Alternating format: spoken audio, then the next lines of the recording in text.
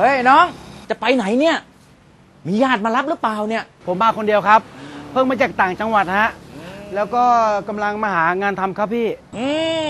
พี่กำลังจะหาคนงานไปช่วยงานที่บริษัทพอดีเลยเอ้าพี่กำลังหาคนทำงานอยู่เหมือนกันเหรอครับพี่ใช่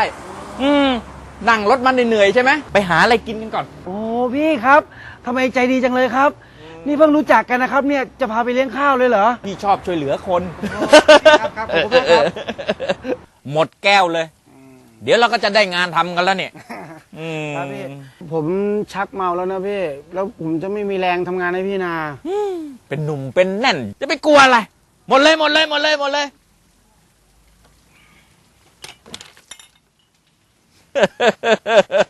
คออ่อนอย่างเงี้ยไอ้มันเป็นลูกเรือจนตายรู้สึกตัวมาอีกทีก็นู่นมาเลเซีย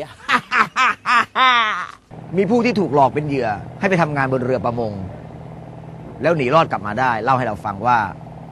เมื่อก่อนที่เขาก็โดนหลอกแบบนี้แหละครับก็คือให้ไปดื่มเหล้าเมื่อเมาพับกลับไปตื่นอีกทีนู่นอยู่กลางทะเลต้องทนทุกข์ทรมานทำงานเยี่ยงทาสเกือบปีกว่าจะหนีรอดออกมาได้บางคนคิดจะหนีก็อาจจะถูกโยนทิ้งทะเลเพื่อเป็นเหยื่อปลาฉลาม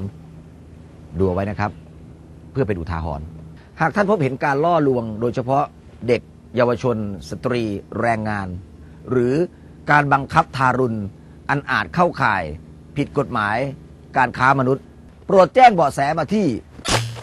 ศูนย์ประชาบดี1300ร่วมกันคุ้มครองคนถูกค้าขจัดคนค้าคนครับ